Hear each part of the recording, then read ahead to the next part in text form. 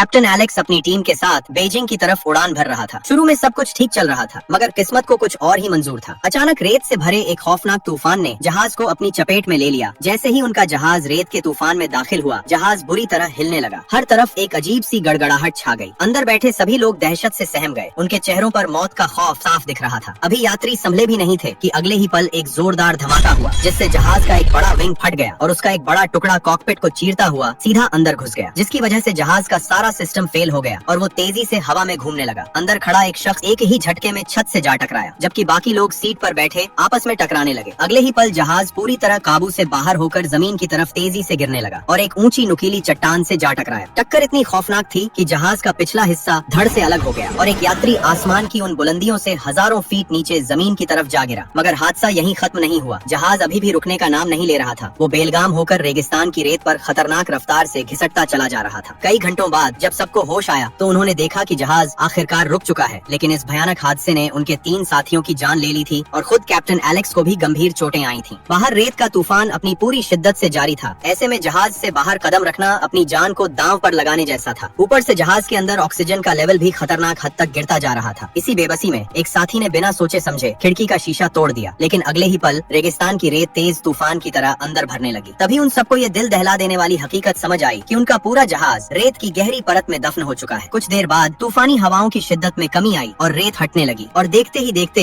तबाह हुआ जहाज का ढांचा दोबारा नजर आने लगा। बचे हुए सभी लोग डरते कांपते जहाज से बाहर निकले। बाहर आते ही सबसे पहले उन्होंने अपने तीनों साथियों को रेगिस्तान की गर्म रेत में दफना दिया। ये लम्हा हर किसी के लिए दिल दहला देने वाला था। उसके बाद उन्होंने खाने पीने के सामान का मुआयना किया और तभी उन्हें एक और भयानक सच्चाई का सामना करना पड़ा। उनके पास सिर्फ कुछ ही दिनों का राशन और बहुत कम पीने का पानी बचा था। कैप्टन एलेक्स ने अपना नक्शा खोला और सबको बताया कि उनका जहाज चीन के एक ऐसे वीरान रेगिस्तानी इलाके में गिरा है जहां दूर दूर तक इंसानी आबादी का कोई निशान नहीं है। सबसे बड़ी मुश्किल ये थी कि उनके पास किसी भी तरह का ट्रांसमीटर सिग्नल नहीं था जिससे वो बाहर की दुनिया से संपर्क करके मदद ले सके। इसी दौरान एक गंजा शख्स माइकल सबके सामने आया और बोला कि वो पैदल चलकर इस रेगिस्तान से बाहर निकल सकता है क्योंकि उसे ट्रैकिंग का काफी तजुर्बा है। लेकिन उसी पल डेविड नाम के एक समझदार शख्स ने उसे फौरन रोक दिया। डेविड ने कहा कि अभी जुलाई का महीना चल रहा है और रेगिस्तान में ये साल का सबसे तपता हुआ वक्त होता है। उसने समझाया कि अगर कोई यहाँ से एक ग्लास पानी पीकर भी निकले तो रास्ते में उसके जिस्म से उससे कई गुना ज्यादा पसीना निकल जाएगा, यानी ये एक तरह से खुदकुशी होगी। ये बात सुनकर माइकल को भी फौरन समझ आ गया कि अकेले इस रेगिस्तान को पार करना लगभग नामुमकिन है। अब उन्हें ये बात साफ हो चुकी थी कि मौत से उनकी असली जंग तो अब शुरू होने वाली है। उसी रात सारे थके हारे लोग जहाज के अंदर ही सो गए। उन्हें बस ये उम्मीद थी कि अगले दिन शायद कोई नई राह नजर आ जाए। लेकिन आधी रात को जैसे ही रायन पेशाब करने के लिए जहाज से बाहर निकला, रेगिस्तान में एकदम से तेज आंधी चलने लगी। अचानक उसका पैर एक पत्थर से टकराया और वो अपना संतुलन खो बैठा। वो रेत के टीले से फिसलता हुआ सीधा एक गहरी खाई में जा गिरा। धूल और अंधेरे के तूफान में उसे कुछ भी दिखाई नहीं दे रहा था। उसने मदद के लिए जोर जोर से पुकारना शुरू किया, लेकिन तूफानी हवाओं ने उसकी हर चीख को निगल लिया। अगली सुबह जब सब लोगों की आंख खुली तो पता चला कि रायन गायब है। ये खबर सुनते ही सब लोग घबराहट में उसे चारों तरफ ढूंढने लगे,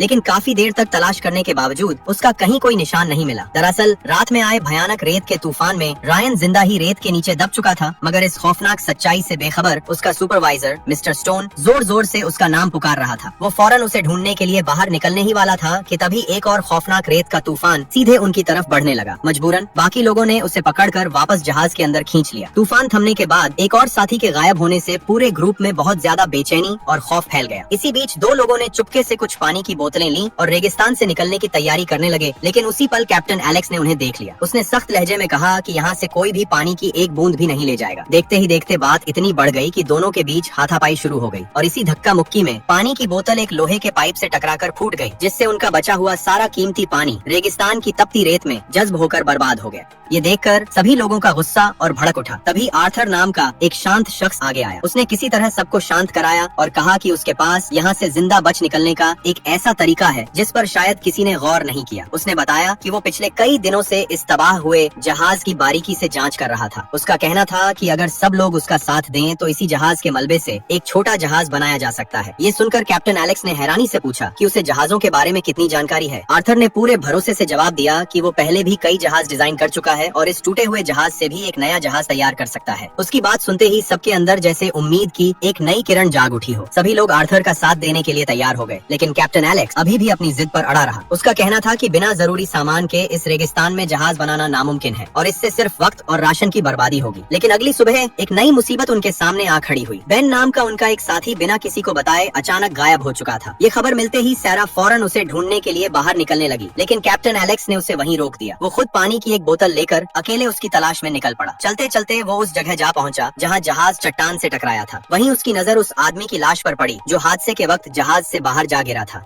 करीब जाकर देखने पर कैप्टन एलेक्स के होश उड़ गए। उस आदमी के जिस्म से सारे कपड़े गायब थे और उसका पूरा जिस्म गोलियों के निशानों से छलनी था। तभी बेन भी वहीं पहुंच गया जिसकी तलाश में कैप्टन एलेक्स यहाँ तक आया था। बेन ने बताया कि वो पानी की तलाश में निकला था। इसी दौरान उन दोनों की नजर लाश की कलाई पर पड़ी। उसकी घड़ी गायब थी। उसी पल ये खौफनाक हकीकत कैप्टन एलेक्स को समझ आ गई कि इस सुनसान रेगिस्तान में उनके अलावा भी कोई मौजूद है और वो इतना बेरहम है कि उसने एक मरे हुए इंसान पर भी कई गोलियां चलाई और उसकी घड़ी भी उतार ले गया। ये देखकर कैप्टन एलेक्स फौरन उसे वापस कैंप चलने के लिए कहने लगा, लेकिन बेन ने उससे पूछा कि आखिर वो नया जहाज बनाने के खिलाफ क्यों है। कैप्टन एलेक्स ने साफ कहा कि वो लोगों को झूठी उम्मीद नहीं देना चाहता है क्योंकि उसे यकीन था कि वो जहाज कभी उड़ नहीं पाएगा। इस पर बेन ने एक ऐसी गहरी बात कही जिसने कैप्टन एलेक्स की पूरी सोच बदल दी। उसने कहा, अगर हम किसी को खुशी नहीं दे सकते तो कम से कम उसके जीने की उम्मीद तो नहीं छीननी चाहिए। बेन की ये बात सीधे कैप्टन एलेक्स के दिल में उतर गई और उसने अपना इरादा बदलकर नया जहाज बनाने का फैसला कर लिया। जब दोनों वापस कैंप पहुंचे तब कैप्टन एलेक्स ने आर्थर से कहा कि अब सब लोग उसके साथ मिलकर नया जहाज बनाएंगे। ये सुनकर सबके चेहरों पर एक बार फिर उम्मीद की रोशनी लौट आई। उसके बाद सभी लोग आर्थर के इशारों पर तबाह हुए जहाज के मलबे से एक नया जहाज बनाने में जुट गए। मगर रेगिस्तान की भयानक गर्मी ने उनका काम और मुश्किल बना दिया। दिन में बाहर काम करना अपनी जान को खतरे में डालने जैसा था, इसलिए उन्होंने फैसला किया कि वो सब दिन में आराम करेंगे और पूरी रात काम करेंगे। इस सारे काम की पूरी जिम्मेदारी कैप्टन एलेक्स ने अपने कंधों पर ले ली ताकि हर चीज सही वक्त पर पूरी हो। उन्होंने जहाज के पास आग जलाई और एक छोटे जनरेटर की मदद से रात में रोशनी का इंतजाम कर लिया। लेकिन एक रात वेल्डिंग करते समय कुछ चिंगारियां सीधे फ्यूल के ड्रम पर जा गिरी और तभी अचानक एक तेज धमाका हुआ जिसे देखकर आसपास खड़े सभी लोग खौफजदा हो गए। खुशकिस्मती से इस हादसे में कोई जख्मी नहीं हुआ, लेकिन उनका ज्यादातर कीमती फ्यूल जलकर खत्म हो चुका था। तब डेविड ने सबको बताया कि अब उनके पास सिर्फ इतना ही फ्यूल बचा है जिससे नए जहाज को बस एक आखिरी बार उड़ाया जा सकता है। फ्यूल खत्म होने की वजह से अब रात में काम करना नामुमकिन हो गया, इसलिए उन्हें रेगिस्तान की झुलसा देने वाली धूप में ही काम करना पड़ा। सूरज की तेज गर्मी हर पल उन्हें कमजोर कर रही थी, फिर भी उनमें से किसी ने हार नहीं मानी। सभी लोग पूरी जान लगाकर नए जहाज को तैयार करने में जुटे रहे। कई दिनों की कड़ी मेहनत के बाद उनके सामने सबसे मुश्किल काम आ खड़ा हुआ। उन्हें जहाज का भारी भरकम विंग अपनी सही जगह पर फिट करना था। इस काम में गलती की कोई गुंजाइश नहीं थी क्योंकि अगर विंग एक बार रेत पर गिर जाता तो उसे दोबारा उठाने के लिए कोई क्रेन मौजूद नहीं थी। बिना एक पल गंवाए सभी लोग मिलकर चेन की मदद से उस भारी विंग को धीरे धीरे नीचे उतारने लगे, लेकिन तभी अचानक चेन बीच से टूट गई।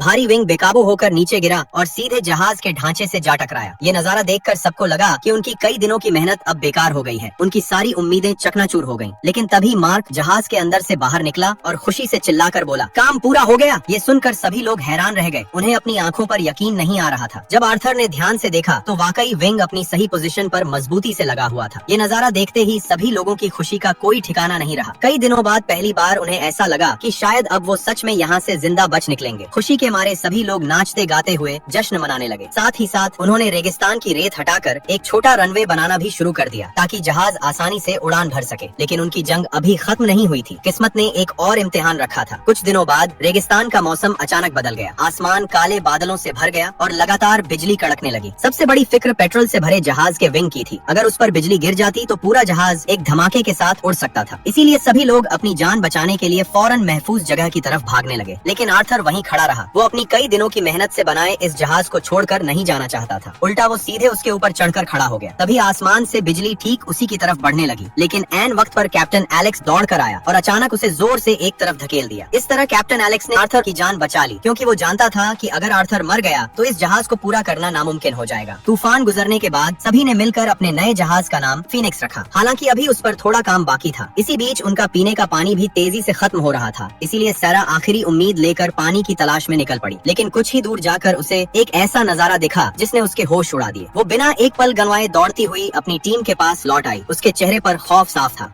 रात होते ही कैप्टन एलेक्स अपने दो साथियों के साथ दूरबीन लेकर वहां पहुंचा। तभी उसने देखा कि रेगिस्तान में कुछ दूरी पर कई खेमे लगे हुए हैं। कैप्टन एलेक्स और मार्क ने ध्यान से देखा तो समझ गए कि वो आम लोग नहीं हैं। वो खतरनाक डाकू हैं जो रेगिस्तान के रास्ते हथियारों की स्मगलिंग करते हैं। कैप्टन एलेक्स ने कहा कि अब पानी का इंतजाम करने का सिर्फ एक ही रास्ता बचा है। उन्हें इन्हीं डाकुओं के पास जाकर मदद मांगनी होगी। हालांकि ये एक खतरनाक फैसला था, लेकिन आर्थर ने फौरन ऐसा करने से मना कर दिया। उसने कहा कि उन लोगों के पास खतरनाक हथियार हैं और अगर कैप्टन एलेक्स के साथ कुछ हो गया तो फीनिक्स को पूरा बनाना नामुमकिन हो जाएगा। फिर भी कैप्टन कैप्टन एलेक्स के कहने पर उसके कुछ साथी डाकुओं की तरफ निकल पड़े। वहीं हिफाजत के लिए कैप्टन एलेक्स अपने एक साथी के साथ कुछ दूरी पर एक बड़ी चट्टान के पीछे छुप गया ताकि जरूरत पड़ने पर कवर फायर दे सके। उधर जैसे ही उनके साथी पानी मांगने के लिए आगे थे, तभी एक डाकू ने बिना उनकी बात सुने ही सीधे उन पर फायरिंग शुरू कर दी, जिससे उनका एक साथी मौके पर ही जान गंवा बैठा। ये देखते ही कैप्टन एलेक्स और उसके साथी ने भी जवाबी हमला शुरू कर दिया। कुछ ही देर में लगभग सारे डाकू वहीं ढेर हो गए। हालांकि एक डाकू जख्मी हालत में वहाँ से भाग निकला। कैप्टन एलेक्स चाहता तो उसे आसानी से मार सकता था, लेकिन उसने गोली नहीं चलाई। उसके बाद वो एक जख्मी डाकू को पकड़कर अपने कैंप में ले आए। ग्रुप के कुछ लोग उसे वहीं मार देना चाहते थे, क्योंकि उसके साथियों ने उनके एक दोस्त की जान ले ली थी, मगर कैप्टन एलेक्स ने ऐसा करने से साफ इनकार कर दिया। इसी बात को लेकर पूरी टीम के बीच जोरदार बहस छिड़ गई। माहौल में तनाव बहुत बढ़ गया। तभी आर्थर ने अचानक बंदूक निकाली और जख्मी डाकू को गोली मार दी। ये देखकर कैप्टन एलेक्स का गुस्सा फूट पड़ा। दोनों के बीच जोरदार बहस शुरू हो गई। आर्थर ने सारा इल्जाम कैप्टन एलेक्स पर डाल दिया। उसने कहा कि अगर कैप्टन एलेक्स की गलती ना होती तो वो इस रेगिस्तान में कभी नहीं फंसते। उसने ये भी याद दिलाया कि उसने पहले ही डाकुओं के पास जाने से मना किया था, लेकिन कैप्टन एलेक्स ने उसकी एक नहीं सुनी और इसी गलत फैसले की वजह से उनका एक और साथी मारा गया। ये सुनते ही कैप्टन एलेक्स अपना आपा खो बैठा। गुस्से में उसने आर्थर के चेहरे पर जोरदार मुक्का जड़ दिया।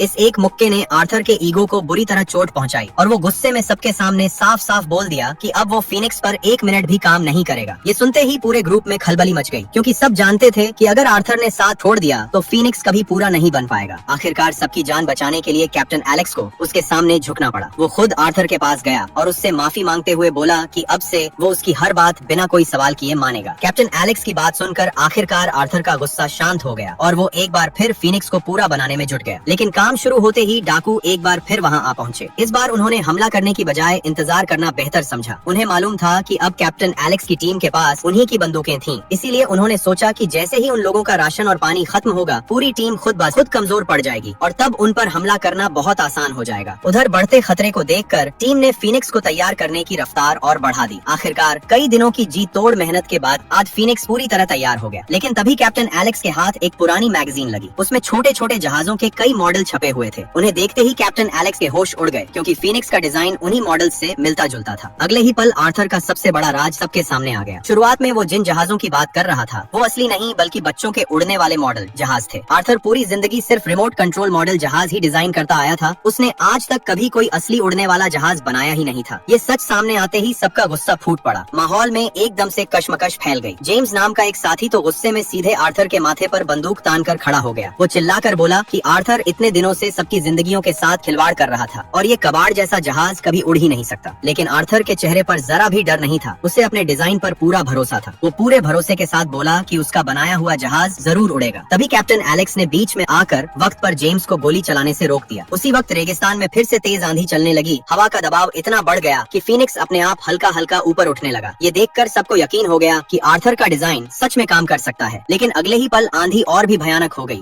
सब लोग अपनी जान बचाते हुए उस टूटे हुए पुराने जहाज में घुसने लगे, मगर हवा का दबाव इतना ज्यादा था कि वो भी उलट पलट हो गया। मौसम शांत होने पर सबने रेत में दफन अपना जहाज देखा और उनकी सारी खुशी एक बार फिर मायूसी में बदल गई। रेत में दबा फीनिक्स देखकर सबको लगने लगा कि उनकी सारी मेहनत बेकार हो चुकी है और अब शायद वो फीनिक्स को कभी भी रेत से बाहर नहीं निकाल पाएंगे। लेकिन तभी कैप्टन एलेक्स आगे आया। उसने एक जोशीली तकरीर करते हुए कहा कि उन्होंने अपना खून पसीना बहाकर फीनिक्स बनाया है और अब वो उसे हर हाल में उड़ाकर ही यहाँ से निकलेंगे। कैप्टन एलेक्स ने सबको याद दिलाया कि उनका परिवार बेसब्री से उनका इंतजार कर रहा है और वो अपने साथियों की कुर्बानी को यूं ही बर्बाद नहीं जाने देंगे। कैप्टन एलेक्स की बातों ने पूरी टीम में फिर से नई जान डाल दी। उनके अंदर नया जोश पैदा हुआ। सभी लोग पूरी ताकत से जुट गए। उन्होंने कुछ ही मिनटों में मिलकर फीनिक्स को रेत से बाहर निकाल लिया और धकेल कर रनवे तक ले आए। सब कुछ तैयार होने के बाद आर्थर ने कैप्टन एलेक्स को चाबी देते हुए कहा कि तुम खुद जाकर अपने हाथ से फीनिक्स का इंजन स्टार्ट करो। कैप्टन एलेक्स आर्थर से हाथ मिलाता हुआ पहली बार फीनिक्स का इंजन स्टार्ट करने पहुंचा। सभी लोग बेसब्री से उसके चालू होने का इंतजार कर रहे थे। लेकिन तभी इंजन के अंदर एक छोटा सा धमाका हुआ। उसकी तेज आवाज दूर बैठे डाकुओं तक भी पहुंच गई और अगले ही पल फीनिक्स का इंजन फिर बंद हो गया। ये देखकर सबकी सांसें थम गईं। उन्हें लगा कि शायद ये उनकी किस्मत थी। लेकिन कैप्टन एलेक्स ने हार नहीं मानी। उसने दोबारा इंजन स्टार्ट करने की कोशिश की, मगर हर बार इंजन कुछ सेकंड चलता और फिर बंद हो जाता। ये देखकर आर्थर समेत सभी लोगों की उम्मीद टूटने लगी। उन्हें लगने लगा कि शायद उनका आखिरी मौका भी अब खत्म हो गया है। लेकिन कैप्टन एलेक्स ने एक आखिरी कोशिश की और इस बार फीनिक्स का इंजन जोरदार जोरदार गूंज के साथ पूरी तरह स्टार्ट हो गया। ये देखते ही सभी खुशी से झूम उठे, उनकी आंखों में चमक आ गई। इंजन की गूंज दूर बैठे डाकुओं तक भी पहुंच गई। वो बंदूकें लेकर फीनिक्स की तरफ दौड़ पड़े। उधर सभी लोग फौरन जहाज पर चढ़ गए और उसके विंग्स को कसकर पकड़ लिया। दरअसल आर्थर ने फीनिक्स को एक अलग ही तरीके से डिजाइन किया था। उसमें अंदर बैठने की कोई जगह नहीं थी। उन्होंने टूटे हुए बड़े जहाज के हिस्सों से सिर्फ उड़ने के काबिल एक हल्का ढांचा तैयार किया था, ताकि बहुत कम फ्यूल में भी वो इस रेगिस्तान से बाहर निकल सके। फीनिक्स रनवे पर पूरी रफ्तार से दौड़ने लगा। उसकी रफ्तार बढ़ती जा रही थी। उधर पीछे से डाकू लगातार गोलियां बरसा रहे थे। मौत उनके सर पर मंडला रही थी। फायरिंग के बीच जहाज के एक विंग में खराबी आ गई। ये देखते ही आर्थर बिना देर किए पीछे की तरफ पहुंच गया। उसने अपनी जान खतरे में डालकर उड़ते जहाज में ही उस खराबी को ठीक करना शुरू कर दिया। तभी रनवे भी खत्म हो गया और फीनिक्स सीधे एक गहरी खाई की तरफ बढ़ने लगा। उनके पास रुकने का कोई रास्ता नहीं था, क्योंकि पीछे डाकू लगे हुए थे। अगले ही पल जहाज सीधे खाई में जा गिरा। ये देखकर पीछा कर रहे डाकू वहीं रुक गए। उन्हें पूरा यकीन हो गया कि फीनिक्स अब खत्म हो चुका है और उसमें सवार सभी लोग मर चुके हैं। लेकिन अगले ही पल वो आसानी से आसमान में बुलंद होने लगा। ये नजारा देखकर सभी डाकू दंग रह गए। उन्हें यकीन ही नहीं आ रहा था कि इतना टूटा फूटा जहाज सच में उड़ सकता है। वहीं दूसरी तरफ फीनिक्स में सवार सभी लोग खुशी से झूम उठे, क्योंकि कई हफ्तों की उनकी जी तोड़ मेहनत आखिरकार रंग ला चुकी थी। उन्होंने नामुमकिन को मुमकिन कर दिखाया और मौत को शिकस्त देकर नई जिंदगी हासिल की।